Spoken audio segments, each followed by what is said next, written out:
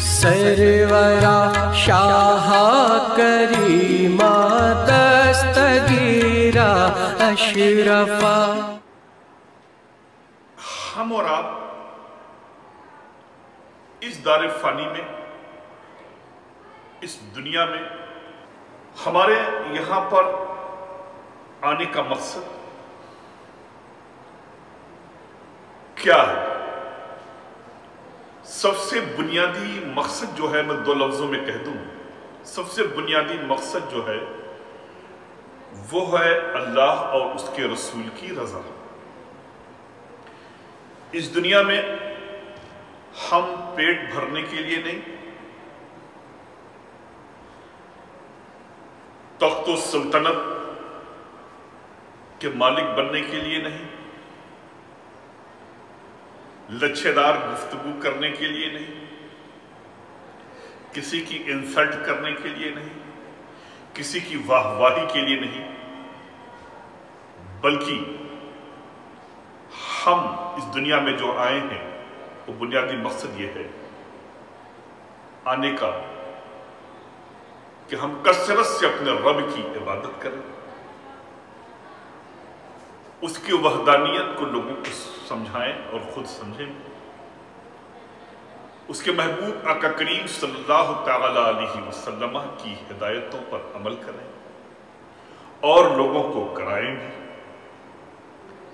نبی کریم صلی اللہ تعالی علیہ وسلم نے جو پیغامات دیے ہیں انہیں بغور ہم سمجھیں اور اس پر عمل کریں، بھٹکے ہوئے لوگوں کو سمجھائیں اور اس پر عمل کرانے کی کوشش کریں۔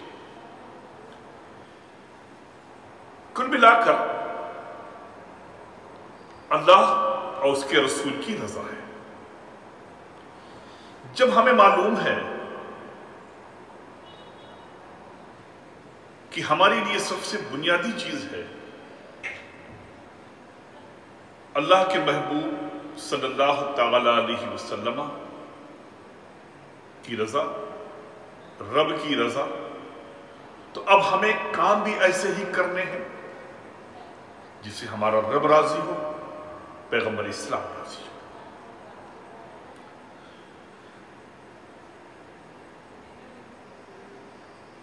اللہ رب العزت اپنے بندوں کو کبھی بے شمار نعمتیں دے کر کے وہ آزماتا ہے اور کبھی لے کر کے آزماتا ہے،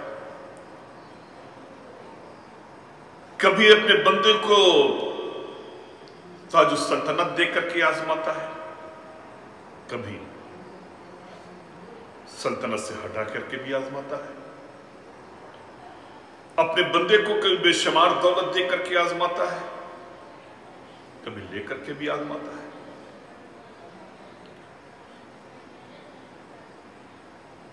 بندہ جتنا صابر و شاکر اور قناعت پرست اور شکر گزار بنا رہتا ہے، اتنا ہی اللہ رب العزت کا وہ قرب خاص پاتا ہے، اس کی رضا حاصل کرتا ہے۔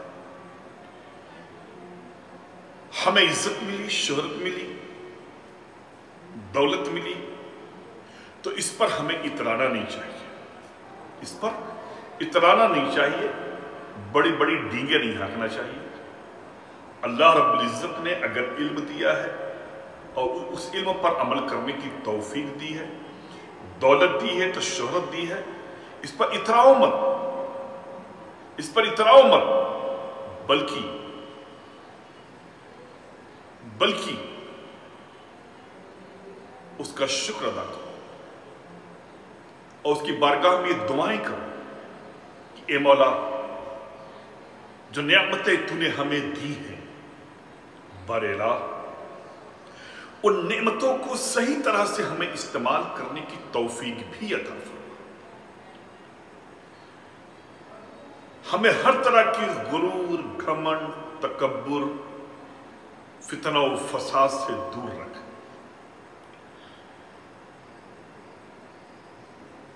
جب یہی دولت، یہی چیزیں چھین جائیں، تب بھی کوئی شکوہ شکایت کرنے کی ضرورت نہیں۔ اے مولا، تو جس میں راضی ہے ہم اس میں راضی ہیں. تو نے کھلایا ہمارا پیٹ بھرا رہا، مولا تیرا احسان عظیم ہے، ہم اس میں بھی راضی ہیں. ہم 1 سے 2 وقت بھوکے بھی رہ گئے، کوئی شکوہ نہیں. زباں پر شکوہ کس بات کا؟ اے اللہ تو اس حال میں بھی رکھنا ہے تب بھی ہم راضی ہیں. تو کہنے کا مطلب یہ ہے کہ ہر حال میں اپنے مولا سے راضی رہو، خوش رہو. تقدیر میں جو ہے وہ ہو کر رہے گا.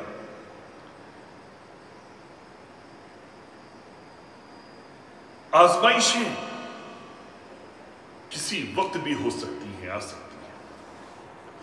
آج جن حالات سے ہم اور آپ گزر رہے ہیں یہ کوئی معمولی حالات نہیں ہیں.